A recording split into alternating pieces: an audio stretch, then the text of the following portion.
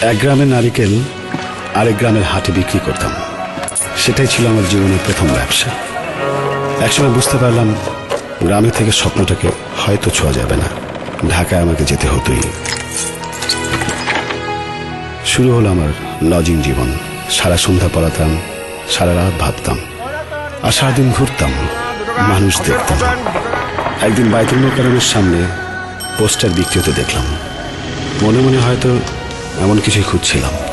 চাচা, আমাকে কি আপনার কোনো কাজে লাগানো যায়? যা ফোর্টন থেকে।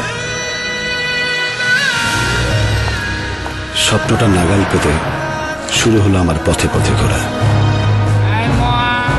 অনেক ঘোরাঘুরির পর একদিন স্বপ্নটাকে নাগালের খুব কাছে মনে হলো।